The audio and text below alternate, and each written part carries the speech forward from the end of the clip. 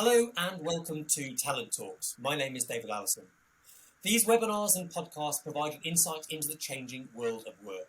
They're a conversation with those responsible for recruiting into companies large and small, as well as with apprentices and graduates to hear what the world of work is really like. We're covering a wide range of occupations and industries across the country and exploring some of the many changes that are happening around us today. We're also talking about the longer term, automation, the fourth industrial revolution. They're going to fundamentally change the way in which we work, and the pandemic, of course, has accelerated many of these changes. Today, we're talking with the Rural Payments Agency.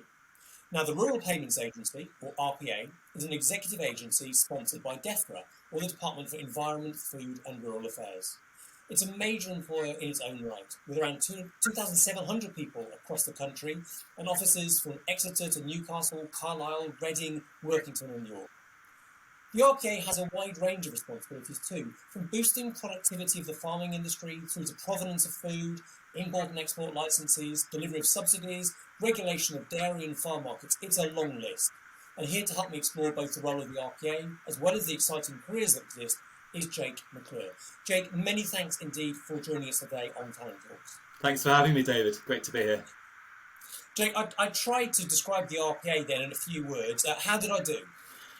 You summed it up in a really clear way, David, but I'm conscious that what we describe ourselves outwardly doesn't necessarily resonate with parents, with teachers, with schools, with young people, and we're doing our best to change those words. But you did as well as you can, and we'll do our best to make it clearer as we go through the talk. Brilliant.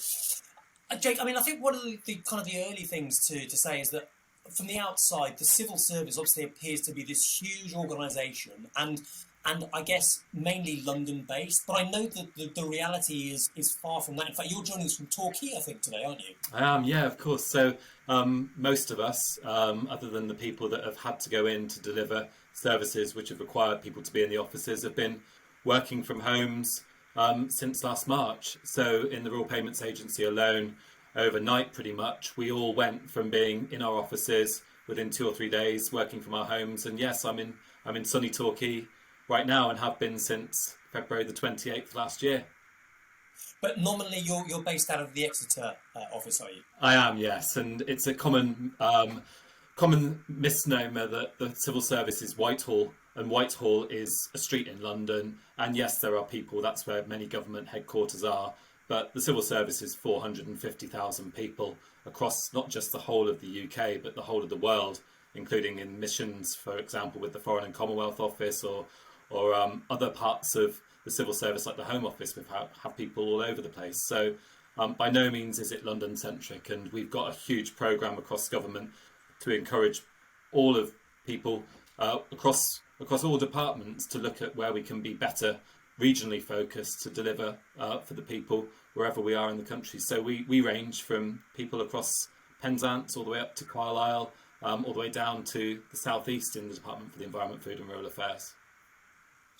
And before we find out more about DEFRA and the RPA, it'd be interesting to hear a bit about your career. I mean, you've been with the civil service for some time, number of different roles, different departments. Could you just kind of run us through your CV quickly, because it's a fascinating one? Yeah, sure, absolutely. So like many people, I went through school not really knowing what I was wanting to do in life. I studied what I liked rather than what might have been useful, and that was English language and literature. And I went to a city I liked rather than thinking, where could I possibly go that would allow me the career opportunities that would best link with my skills and my aspirations. So I went to London, and that was great, and I had fun. Didn't really know what to do, qualified as a teacher. I lasted in the classroom for a year, and I realised that it wasn't quite for me. And I ended up joining an organisation called the British Council, which is a non-departmental public body. It's a part of the Foreign and Commonwealth Office to a certain extent, and it promotes soft diplomacy, language training, cultural diplomacy in countries around the world. So I ended up teaching abroad in Malaysia, and then became a consultant and worked in Poland, Finland, Slovenia. Ended up in Mongolia, working on a civil service sponsored programme to upskill the Mongolian armed forces, believe it or not. And it was there when I realised that possibly my sort of far-flung journeying might not be the best thing for the rest of my life. I'd met my life partner, and we didn't know whether we were really cut out for a career on the road eternally. And because I was based in the British Embassy in Ulaanbaatar in Mongolia, I discovered the civil service. I discovered the graduate training program known as the Fast Stream. And I thought, okay, this could be a really, really great place for me to essentially have any career I want to do, because the civil service is really a microcosm of the world in general. There's almost any job you can imagine in this entity. And I wanted that flexibility. So I applied back in those days with a dial-up internet connection from Ulaanbaatar, and somehow got onto the sort of first rung of the application process, and went through the assessment centres and managed to get myself a position in the Home Office. My first job was in what was then the National Probation Directorate. I was a business development manager. I wasn't too sure what that meant. And since then, my career opportunities have just been unlimited, really. I spent a year in London, became a dad, moved to Northern Ireland for a 2-year secondment, spent a year working on legislation in criminal justice, working in Stormont, and then spent a year in the Northern Ireland Prison Service in the most secure prison in Western Europe, which was quite something. And then I applied for another position, and it was an inspectorate position. So the job was working for the Chief Inspector of Borders and Immigration, and the role was looking at whether the parts of the Home Office that deliver on immigration and visas all around the world are meeting with the expectations that they're expected to. And that was a home-based job. So my hometown is Torquay. We didn't have a home, so we thought we'd give it a go, and we moved to Torquay in 2009. And we've been here ever since, which proves the flexibility of the civil service, because since then I've worked on talent and development, I've worked in operations, I've had the fortune of going on a 2-year secondment to the City and Guilds Group as their Exec Director of Strategy. And from then I applied for a position in the Rural Payments Agency. And as you say, David, the head office is no longer in a big city. There are no such things as HQs in the RPA. We have offices in the regions. And for the first time ever in my career, I'm actually contractually based in the southwest, which is wonderful for me, because despite this eclectic career and having lived here for quite a few years, I've never been contractually based anywhere near my house. So to actually know that I've got an office, and we will go back to them in a blended way at some point in the not too distant future, it's just up the road in Exeter as opposed to in London. So it really literally means the world can be your oyster in the civil service, as it's been proven with my case. I mean, the world you've just described is fascinating, and it is so out of sync with maybe the public perception of the civil service. It just strikes me, listening to that the number of opportunities, both around the world but also in different disciplines, it must be almost limitless. I agree with you. I mean, we have 25 professions alone within the civil service, and by professions I mean ones that you will have heard of. So, for example, analysts, statisticians, ones that are very much specific to the civil service, like operational delivery and policy, and ones such as scientists and vets. So there are so many different professions. There are ones that are very much in line with working for government, like diplomacy. You really have all the opportunities you could wish for. And that's not just for people that are ambitious and want to go all the way to the very top. There's an excellent opportunity for anybody that wants to stay in the same position, that wants to go sideways, that wants to build capabilities and skills. At a time when, younger people in particular might think that there aren't as many opportunities as there were, or older people are looking at upskilling or reskilling. All of these opportunities exist, but I think we need to get our message out there loud and proud that these opportunities are wide and varied and really exciting and very rewarding as well. So given that incredible CV, what was it that attracted you to the RPA then? Because, I mean, you were one of the other benefits of the civil service, of course, is the secondment model, and I know that's where we actually met through City and Guilds. But you had then effectively the entire world of the civil service open to you as you were looking to rejoin. What was it that got you excited about the RPA? So I was really, really keen when I was in the City and Guilds group to spend a bit of time before I went back to the civil service, looking at all of the different departments and all of the different policies and all of the areas of work, And I really wanted to do something that would be an area of policy and delivery that personally my values aligned very closely with, because as civil servants we're impartial, and that means as public servants we deliver for the government of the day. And I'm very passionate about the environment and about sustainability, and I thought actually of all the departments I'd really like to look at a part of the Department for the Environment, Food and Rural Affairs, which is 27,000 people, and there's lots of parts of DEFRA which I'd never heard of. The Rural Payments Agency, Animal Plant and Health Agency, the Environment Agency, Forestry Commission, Natural England, Marine Maritime Organisation, that's just to name a few. Some of you have probably been to Kew Gardens, you know, that's part of DEFRA. So it's absolutely brilliant. So I thought, well, if I can narrow it down to one government department, and if I can look at the plethora of job opportunities there are there, I then saw this particular job that was going, which was for Chief of Staff, which was quite a sexy ring to it, because you think West Wing stuff. Totally. It could be anything, and I had to explore what it was. Civil service jobs is great because it gives you the name of the hiring manager, it tells you about the role, and you're actively encouraged, quite rightly, to not just look at the links, but pick up the phone to the person who's on there as the contact. And I always encourage people to do this. Chew the fat with the individual. You can probably feel just from that phone call, or nowadays probably Zoom or Teams, whether you're on the same wavelength, really. And I had a really fantastic feel when I had the initial conversation with our chief exec. Very values driven, absolutely committed to doing things for the right reasons, really wanting to change things culturally, and really, really people focused. And I thought, you know, this sounds like a great opportunity. He was based in Carlisle, I was based in Torquay, and the RPA is a national organisation. So, you know, one would assume a chief exec's chief of staff probably need to live in each other's pockets. I applied for the position like everybody else, nothing's a shoo-in, and was successful at interview. And I think we've proven over the time that I've been here that actually by no means do people need to be in the same room or in the same office or even in the same town or city. Actually, just before lockdown had come along, we've done a whole series of events to improve leadership and management capability, confidence of our people, looking at the outcomes, looking at what we do and being proud about what we do. And that stood us in really good stead once the unprecedented circumstances of the pandemic came to be.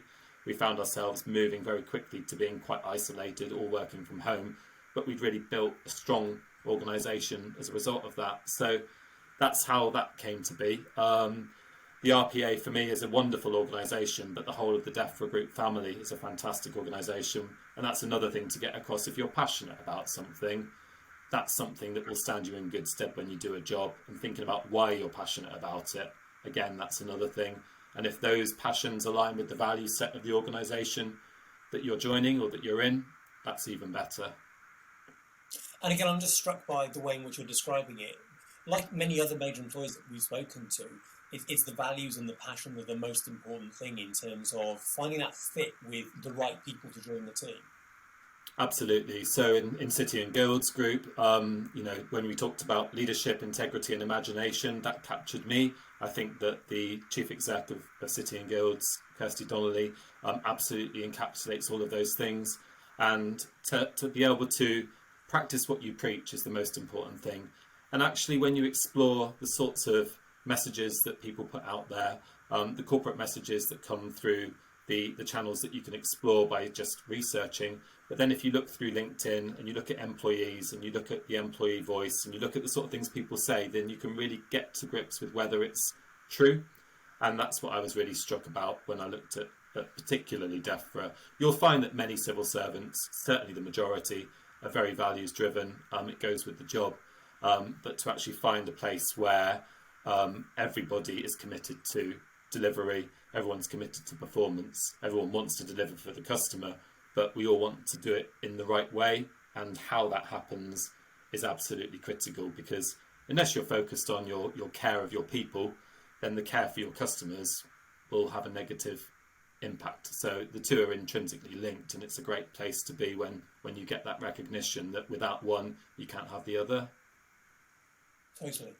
And I guess with all the changes happened in the last year, the way in which you've had to adopt the way in which you work, it's presumably also changed the kind of skills that are needed. And I mentioned the 24th Industrial Revolution, automation, the recurring themes, I guess, of employment at the beginning. What impact do you see of those things on the RPA and the wider civil service? So it's really interesting because whilst we can think about new customer service models and we can think about digital and we can think about AI, we also have to probably recognise that over the last 12 months, our customers have been on a huge journey of change themselves, whether it's changing the business or psychological. Some people will be thinking, do I really want to do this anymore? So I think the And when first you say thing... your customers, sorry, Jake, Uh, who are your customers? yeah, so our customers are basically any farmer or any landowner in the country. So when you think about the country itself, about 70% of it would comprise of land, which is in one way, shape or form either farmed or owned by people that would be the recipients of money or funds or grants that would come through the Rural Payments Agency and the schemes in which we design in partnership with our policy colleagues to help sustainable farming, to help food be produced in an appropriate way, to help basically the environment as well. So that could be anyone from one farmer with a small piece of land not far down the road from me here to an enormous organisation like the National Trust. So wide and varied, and people that possibly don't have any access to technology whatsoever, or even if they did, they wouldn't have the connectivity to, as I said, national organisations who employ far more people than we do. So the kind of the changing skills landscape then is not quite as acute as we may be seeing in some other areas of the economy at the moment. No, probably not. I mean, we have an obvious focus on technology, and if you think about the ways in which we make sure that farmers and landowners are hopefully working towards achieve the collective results that we want to achieve, we have a field force, humans on the ground called our inspectors, that would be going out to farms to look to make sure that people are achieving what they need to achieve.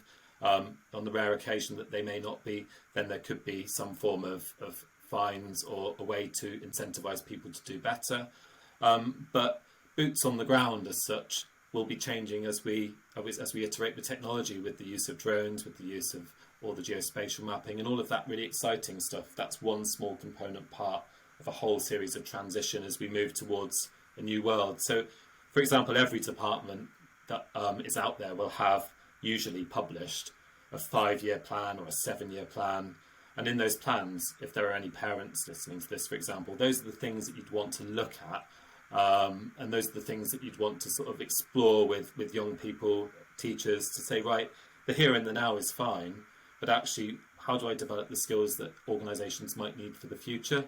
And those are the places where I think can be really, really great sort of repositories of interesting things to go into. Because the thing is, if you finish school and you go onto an apprenticeship, or if you go to college, or if you decide to go to university, whatever you choose to do, unless it's an apprenticeship, you won't be earning whilst you're learning.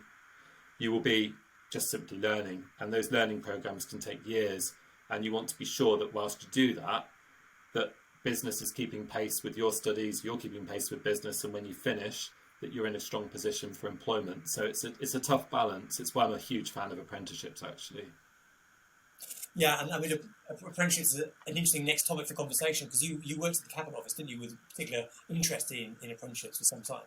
I did, yeah. So around the time when the world of apprenticeships was reforming, hopefully improving, I was head of apprenticeship strategy and delivery at the Cabinet Office, and that meant working to help all of the civil service as an employer become better at offering opportunities for apprentices of any age in any particular apprenticeship area that would help us as an employer grow our skills and capabilities, look to attracting people to diversify our workforce, and looking to help upskill our existing workforce in obvious areas that people will have heard of, but also areas that people might not be aware are opportunities. So there's plenty of degree apprenticeships now out there which people can take advantage of. So since I've been in that role, before being in that role, and ever since, hopefully the apprenticeship agenda, I believe, has grown legs and rolled, and there's more and more opportunities across all industries now, and it's great to see not just the public sector but all areas embracing opportunities with apprenticeships. So I presume then that apprenticeships are kind of one of the strategies you're going to be employing within the RPA? Yeah, absolutely. So across the whole of DEFRA, we've got a lot of apprenticeship opportunities. In the RPA, we've got upcoming opportunities. We are going to be trying to look at different ways to improve opportunities for people from lower socioeconomic backgrounds in certain regions in the country. And we'll be looking to offer opportunities for cohorts of apprentices. We will not be solely looking at people from a certain age group because that wouldn't be legal, but we definitely want to encourage opportunities for younger people.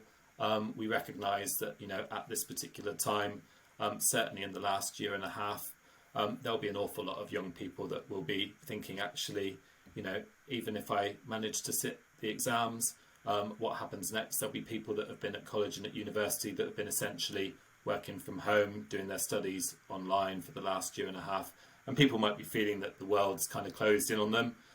We've been trying to keep pace as a sort of modern employer to even still embrace virtual workshops for young people, virtual sessions for careers, virtual opportunities for teachers to come and see what we're up to, and hopefully retain that kind of connection with our communities, because as things start to open gradually, we'll be rebuilding those community connections to make sure that the pipelines for younger people to come into not just the RPA but other parts of DEFRA Group are even more exciting than they were before, really. And thinking then about the next cohorts to be joining, what are the sort of apprenticeships that people would be able to apply to do with you? So the RPA is primarily a customer service organisation, and in civil service profession terms, that's known as operational delivery. So basically delivery for the customer. And there's an apprenticeship out there called the Operational Delivery Officer. And we will be bringing in the first instance, 70 apprentices by the end of September this year. And we will be firming up which locations they'll be in the not too distant future. And those apprentices, we hope, will be people that wouldn't necessarily have ever heard of the civil service, let alone DEFRA and let alone the RPA, despite possibly living pretty close to one of our offices. So we hope to be able to work through enterprise advisors and the careers information and guidance experts within schools and local authorities, work through the apprenticeship ambassador networks to talk about our opportunities, but talk about them in plain English, talk about them in an exciting way. We want to make sure that schools actually come to us and say, we've seen this, can you come and talk to us? One of the great things about the last year has been almost every organisation, including schools, has upped their game with technology. We're not alone in that space. So to be able to have the kit that allows you to communicate to anyone in the world in real time, actually going all the way into a school when schools are busy and teachers are busy and there's a lot of people that want to come in and talk to young people. Actually, if we can host people, people can come and see what life is like, a day in the life of, and hopefully we can talk about not just what we do in the RPA, but how the skills that the young people are getting in the curriculum in their schools can actually lend themselves brilliantly.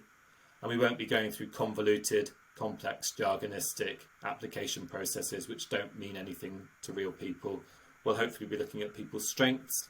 We'll be looking at the way in which they can talk about not the things that they've done in their previous career, because we don't want to restrict opportunities for people that haven't had a job before. We want to look at what you are as a person, because as we said at the beginning, David, it goes back to value set, goes back to passion, and it goes back to desire.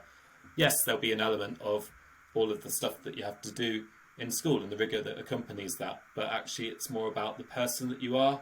Do you sit well with this organisation, and would you be able to come in, yes, in customer service and empathise with the customer in operations, but potentially in policy, in digital, in data, in analysis, all of these things. And we're hoping to also work with a number of organisations to create a degree apprenticeship in environmental sustainability, which we also hope to pilot towards the end of the year as well. So that's an exciting development from our side as well.